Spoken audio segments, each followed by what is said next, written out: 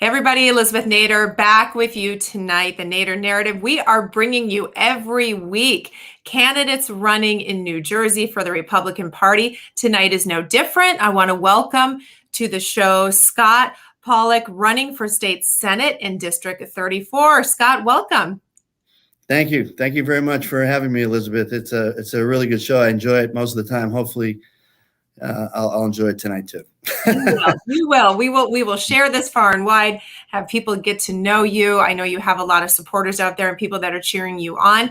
But the purpose of tonight is to get people to know who you are, why you are running, what you care about, the messages you're trying to get across in your district. So Scott, let's start with who you are. What is your background? What is your experience? What has your life history been in a short description? Right. Okay. So I start with growing up. My dad was an Annapolis guy in 1954, an aircraft carrier pilot for 20 years. He had 300 carrier landings. And so I moved 12 times before I was 16.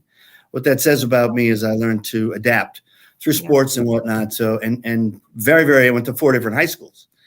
So I moved 12 times in 16 years.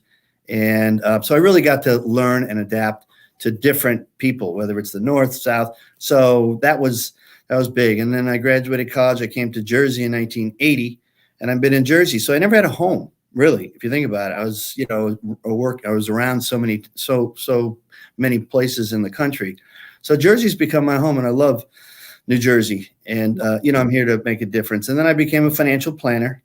I've been in the business since 1989. And I'm a charter advisor of philanthropy, which means I kind of steal from the rich, give to the poor. I mean, I raise major gifts in a good way for not-for-profits. Yeah. And so, so I've been doing this, and I decided to. That's basically, in a nutshell, my background.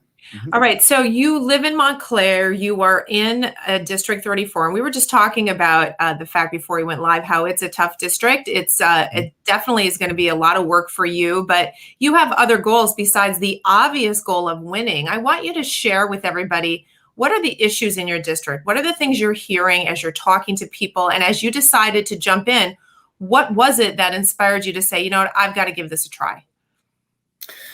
Well, I want to have conversations. I mean, the basic reason, you're right, this is a tough district, but I think I can make a difference in terms of bringing light to issues that should be addressed that perhaps aren't. So in the future, we can build and address these issues, and they're local issues, very micro local issues. I support economic empowerment for youth. I've always been an advocate of youth. I've had interns, and I enjoy people. They're our future. And I want them to be able to thrive. And it's been a tough time, especially for a lot of constituents. I have a very diverse district, as you know. But in East Orange and Orange, and I have Clifton and Montclair, East Orange and Orange have been especially hit by COVID. And a lot of the children have really been left behind. Yeah. And I think we have to catch up. And there's definitely ways that we can, that I think we can help bring them along. So that's it. I mean, I also talk about, or people have told me about choice. So it's empowering for kids, but also it's choice for parents. And that encompasses a lot. So I really think my campaign really is so centered on the family, and all issues at the end of the day come down to the family. So it's sort of like a hub and a spoke. It's the family, and every issue, whether it's taxes, healthcare, come into the family. And I believe in decisions and control, and government plays a role, but maybe it oversteps its boundaries. And that's some of the things that I'm hearing in the business community, for example. And I think we know what's happening with the business community, that businesses are struggling. We need to talk about that. I just don't want you to go off the children issue quite yet, because you did come out recently and talk about school choice. I want to camp on that for a moment, because the school choice issue in your district would be tremendously impactful. Why do you think school choice is such an important issue? Well, I think it's a huge issue, especially in the underserved areas. The schools aren't great, and they could be improved. And so I believe in choice. It's not a voucher system, but I looked at I don't know if many people aren't aware of this, but in 2018, Justice Stein, who'd been on the bench for 17 years, brought a suit against the state of New Jersey because New Jersey I think it's the fifth most segregated state educational-wise in the country. Wow. That was really alarming and really surprising to me. Mississippi and Alabama were actually more segregated. So what can we do? One of my ideas is to have just sort of a pilot. And a lot of people said this is a great idea, is you'd have an exchange program, right? So you'd have kids from Montclair, for example, volunteer, go to Orange, and I call it the junior year abroad, in the sense that for 6 weeks, you have an experience where you're living with each other. And the curriculum would be the trades. It would be technology. It would be coding. It would be financial literacy. That's something that's big and dear to my heart, is financial literacy in all communities. So I think there's some solutions, and choice is just something that that it's for children. It's parental choice, but kids have to really have a better education and better opportunity for education, better schools. And we need competition, as we do in other areas of this economy. We need competition in education in order for us to step up. This past year has been tough on kids, and I think they've, in many cases, I know Montclair was shuttered for a very long time and had to be sued to reopen. And that's a school district that's wealthier, of course, than some of the others in your district. And so this is sort of universal an issue, but I think that's an interesting concept. I would love to see the state address school choice, not just for your district, but statewide. Have you talked to parents about that, and what do they tell you? Well, they like the idea. You know, I'm talking to, like I said, it's very diverse, as you know, Elizabeth. And when I'm talking to people in East Orange, Clifton, or Montclair, and I'm really on the streets weekends. I got a day job, have to take care of my family, my clients, of course. Right. But I'm really talking to having conversations, and they really think it's a great idea, and it's not a red and blue or black. As a matter of fact, I make the joke that my glasses are purple, right? Shouldn't be about red, should be about blue. We should come together on common sense issues, and I think this is one of them, because we all care about our kids, and if that program is welcome. The challenge is how are they going to do it, right? If you're in Montclair, you're going to send your child to Orange. If you're Orange, send it to Montclair. And that's where the rubber meets the road. And that's where we really have to have the conversation. Well, as long as we have the conversations, these are policies that we can figure out if we want to work together and not politicize it. Now, another thing that you were outspoken about recently is the use of the American Rescue Plan, of the money that the town's got, and your town's got significant money. And you wanted to see that used in what way? You talk about the police, you talk about other things. How do you see that issue? Well, it's undefined in terms of, to me and to most people, where the money's going. Where is it earmarked? When is it coming, et cetera? And I think I cited and did some research that 28 million, 26 million between Clifton and East Orange, smaller amounts in Orange and Montclair, 3 or 4 million. But how are these funds being deployed? What creative ideas can we funnel funds into the community that will really benefit the community? And when I talk to people in Montclair and I ask them, what would you do with $1 million? Like, what programs would you serve? Right. What would you do?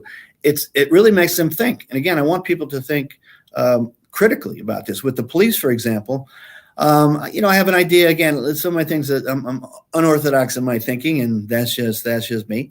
But having police on two different tracks. In other words, when a police person, whatever, is hired, they can be like the social worker or the training in terms of domestic violence, and they can get their training as normal policemen, which is incredible training, but I don't think people understand what they go through. Yeah. And that's, and then you'd have the police. So you'd have and you'd reinvest in the police department. You wouldn't defund. And I don't think that anybody really wants. So I'm looking at investments, but smart investments and creative investments, and addressing issues like domestic violence and things that police are not maybe so well trained to work in. Right. But if you had this track, that might be something that we can consider.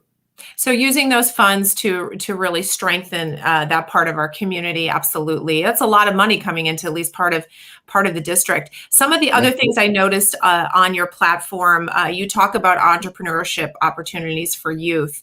And of course, you're a financial guy, so you know the importance of the freedom that comes with having a well planned out financial situation and opportunity and business ownership. What would you like to see happen for the youth in terms of the entrepreneurship opportunities or training or education? That's a great question, and that's right in my wheelhouse. I've done financial literacy, sponsor a basketball tournament in Hamilton Park in Jersey City, and they have scholarships and they have competition, and there's a lot of ways we can teach the kids in a fun way using technology and apps and stuff. But they really need to have a foundation. It's a life skill, and many people, not just everyone needs. So I think that's important. Entrepreneurship is huge. For example, we go to work out in Glenville Park, play a little basketball, and Glenville Park is in the south end of Montclair. And last week there was 5, in fact, I think it's on my Facebook, 5 young women, all seniors in college, doing a bake sale. And I said, this is really cool. And then over the weekend, we went down to the South End Business District, and they have a farmer's market type of thing where they're learning about. We had conversations about food deserts, which they didn't understand. And my assembly candidate was with me, assembly partner Tafari Anderson, and we had a very good conversation to make them. They didn't know what food deserts are, and we said research, because food is so important, and farmers are getting shut down for development in the Midwest. So there's a lot of things that people really have to peel back the onion, think critically, and when we think critically, we're able to see both sides and then come together for common sense solutions. Well, you keep using that phrase, think critically, and I love that you keep saying that. It's one of my frustrations that I'm seeing out there in general. I think we've somewhat lost the ability to do that. I blame that kind of on the culture of fear and groupthink, but also I don't think we are teaching our children to think critically anymore. And I think it's one of the keys to true success and having an environment in which we all get to make choices and things balance themselves out. Now, your district, again, is very diverse. So one of the things you also talk about is just the quality of life and improving that. And from Montclair, it's much different than in Clifton. It's much different in Orange. How would you look at the different communities? How do you represent those communities that are so diverse as one person, as a senator? Well, that's kind of the most interesting part of my campaign, is being able to bob and weave. Muhammad Ali floats like a butterfly, stings like a bee. Yeah. So I'm pulling in, and I have to really, but I'm adapting, and that's the part I enjoy. So if I'm in Montclair, there are different issues, and I kind of tell Montclair people when I talk to them, my friends, that they're going to be okay. They pay $20,000 in taxes. Their kids go to private schools. They're well educated. But I have to remind them, okay, what goes on in East Orange, in Orange. And that's why this cross-cultural, this exchange program I'm talking about would really be really, really valuable from a cultural point of view. So, and then in Orange, I'm walking down, going to barbershops and laundromats and Jamaican restaurants. And there was even a friend of mine who who wanted to do a rap video on me. And through that, I'm able to meet these people, and they have, there's some examples that I won't go into that are tough, that I picked up the phone. I called the police because a woman was getting beaten up in a laundromat. I hadn't gotten beaten up, and there really wasn't a lot of police presence. So those are the issues that I want to bring home to Montclairians. Yeah. And at the same time, I want to build a vision for the people in East Orange so that they can have their sights higher and really actualize their potential. And entrepreneurship is one way to actualize the potential. I love that. And I love that you want to have a vision for the district in each of the unique towns. I mean, that's fabulous. What has been going on with the senator who's been leading this district for 21 years? What has it changed much? Has the district benefited from that leadership? I don't know. I know that she, Nia Gill, is a wonderful person, and I've known of her. I don't think we've ever met. And so she's an icon. She's been there for 21 years. And one of my card, it says, it's time for a change. Right. But she, I don't know. I looked at her record, and I don't see a lot. But I'd like to talk to her, maybe have a debate or a forum where we can talk and have somebody and really learn. I think it would help her district. Because if I don't win, I think we can partner together. I don't believe there's a divide and conquer. It doesn't get us anywhere. Well, So I don't I know. bring up a good point. She doesn't have to be the enemy, right? But time for a change is change. And by the way, if Senator Gill wants to do a debate, Jersey First is offering a platform for that, and we're happy to provide that, a very friendly environment where we can exchange good ideas and talk about the challenges that the state faces and the district faces. Your district is unique, and that in itself requires a really unique leader, but the state itself too is facing a lot. And I think one of the things, Scott, that we're seeing is that we've been ruled really by one man. How have you looked at that these past 18 months plus in terms of the Senate and the Assembly and what they've added to the decisions that have been made since the pandemic started? Give everyone sort of your viewpoint on what Murphy's been doing. It's a tough question because, and I almost try to stay away from like the mask issue and COVID. Has he done a good job, for example? So a lot of people say yes, a lot of people say no.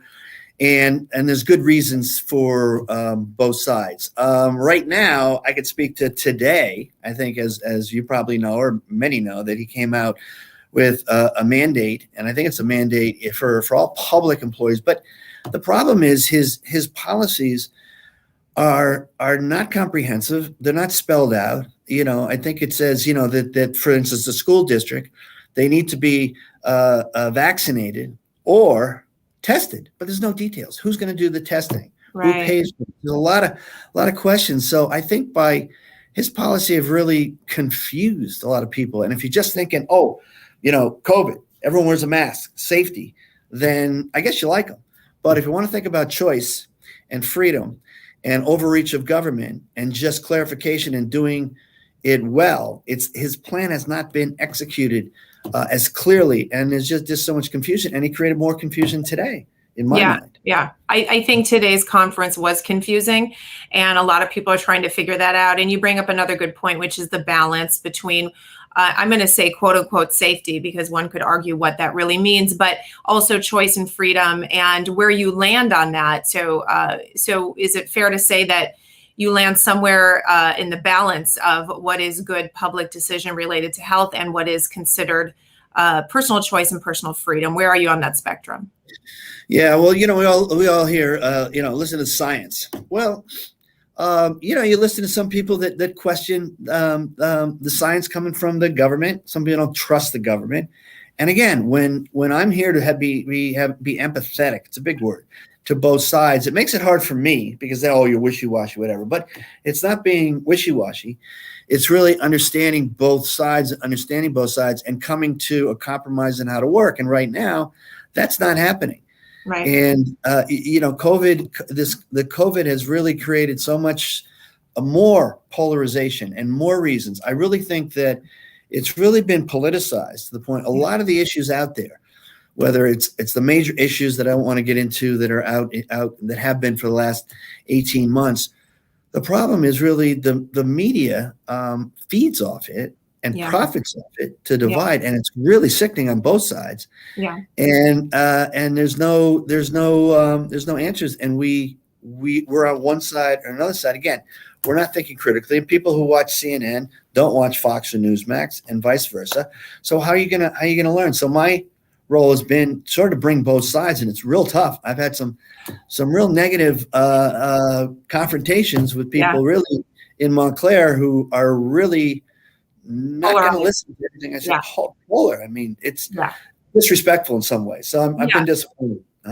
Well, Scott, I think one of the things that you bring up again on your platform that is somewhat related to that, but it's really going back to your financial background and your strength in that, is transparency and accountability. And we can talk about that related to COVID and science and all of that. But, the other really big issue in the state are the finances and budget and how things are spent.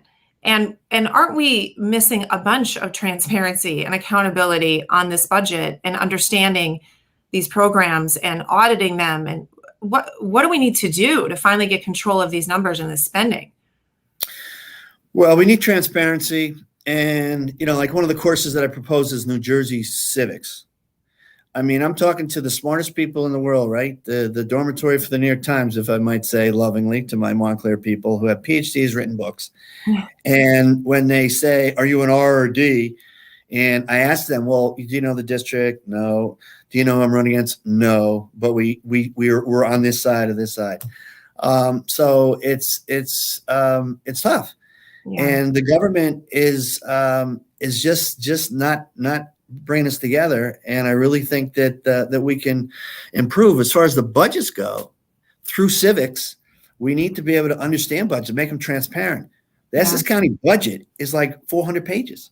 Right. I know someone who's a forensic auditor who has looked at the budget, and I'm not going to tell you what he's found in there, and I don't know if we'll ever have light on it, but it's as you would expect. Okay. I can't even imagine, but I can guess. And, one of the things Jack Chittarelli is calling for is auditing all of that. And I think it's important, and people like you that have that financial background and others who can, sort of focus on that and say, we need to give that power back to the people. It's not that everyone would understand it, but having the transparency and the accountability of it, and may have stopped things like borrowing money that we don't need and having debt service that wasn't necessary. And, really at the end of it all, the people are bearing this cost. Of course, Montclair property taxes are high. They're high throughout the state. It's not the same in every town, which is strange. And we know the reasons for that, but that's another thing that needs to be addressed. I mean, Scott, it's becoming almost impossible for some people to continue to live in this state. The financial burden is too high. Yes. Yeah. No doubt. People are voting with their feet, and they're moving. Yeah. And it's a shame. It's understandable. And I don't know what the current administration is really doing. The current governor, Governor Murphy, has said a line that I just can't agree with. It's annoying when he says, well, yeah, New Jersey, we pay a high tax, but we get value. Okay, great. Governor, explain to us, point out what the value is to our tax dollars. What do we get back? And the county is even worse. The county, the money comes in. What happens to it? We all know there's patronage. Okay, there's jobs, there's contracts, and I really am aware of the underbelly of the political system, and I understand how it works, and it's an old boy type of network, and that's okay. That's okay. Right. But we need to have shed some light on what's really going on, and people have to be more aware. Yep. Agreed. So tonight you've mentioned a lot of great things. You've mentioned transparency, accountability, critical thinking, which right there, I mean, this, I don't know how we drop that as a state, as a country, but that's fabulous. School choice, things to change the district and reach out to those that are needing the most help, and really just more opportunities for everyone. These are all great conversations that we need to have. I hope you get a chance to have a in-depth conversation with Senator Gill. That would be interesting, and we would welcome helping you do that. How do people find out more, Scott? Where are you going to be? How can they support you? Give us some more information on what you're doing in the next few weeks here as we get closer and closer to the election. Well, there are a number of events that I'm going to be attending that are political. I'm doing, actually, this is a great question because I can promote. We're having a friend-raiser. I don't call it a fundraiser, but at the Yogi Berra Learning Center. I've had some events there in the past, and they've been super. Great people over there. In fact, one of my clients is going to be the docent. And being a Red Sox fan, it's kind of tough, but Yogi Berra kind of transcends Red Sox. So I would say that, people, we're going to send out invitations. It's a great place to come, learn more about me, and know some people in my network. I have great people behind me. My clients, they're like my family. I work with 3 generations of people. They are my family, and there'll be people there, and a lot of them are academics. We have about 150 families academics, so there'll be a nice mix of people. So that's good. And also, I'm going to Clifton. I'm going to Botany Village. We had 2 events yesterday. One was the synagogue, B'nai Keshet doing an event with a church in Newark. Unfortunately, it got rained out.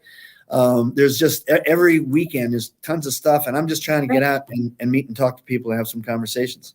Great. That's great. Is there a way that people can contact you or contact the campaign? That's easy. Let's see, with social media, I'm not the greatest, but I have a Facebook page. I have the YouTube. We're having some videos, and if anybody wants to see I think it's kind of unique. The rap but, is great. The rap is great. The rap. Yeah, I have a friend of mine who's a rapper from Orange, one of my constituents, and he did a rap video. So it's kind of it's funny, and actually, without me coaching him at all, he nailed it. And so if you listen to the lyrics. Great. Yeah, he's caught the essence of Scott Pollack. Yep, he did. He definitely did. Well, Scott, listen, thank you so much. It was great for us to get to know you better, for the voters to understand who you are. I think you provide fabulous change in your district, and at a minimum, provoking these conversations is very, very important. And we appreciate you stepping out to do that on behalf of a lot of us that want to see change. So we wish you the best. Just one last message to your constituents in your district. Oh, geez. Well, I guess, I'm going to say these three quotes. So there's three quotes from Martin Luther King, John F. Kennedy, and Rodney King. This kind of summarizes the values that guide me. Martin Luther King, he wanted his 4 children to grow up where they were judged by not by the color of skin, but the content of the character. JFK, what did he say? He said, my favorite quote is, ask not what you can do, what your government can do for you, right? What you can do for your country. That's making a contribution to your country. And 3, Rodney King. Why can't we just get along? Oh, I love it. There is a 4th, my grandma Elsie. This embodies me. She said, better out than in. Now, what does that mean? The grandchildren, we always thought that was, she was talking about gas. But actually, she meant express yourself. Get out there and be yourself, fight for what you believe in. And this campaign has really given me a great opportunity to get out there and tell my message and fight for the kids and the family in New Jersey. So I really appreciate you giving me this opportunity. I love it. Better out than in. Listen, Scott, thank you. That's great. Your grandma, I love it. Thank you so much for all that you're doing. We wish you the best. We will see you out there on the trail. We appreciate it. And to my audience, guys, we will see you next week. Everybody have a good night. Great. Thank you.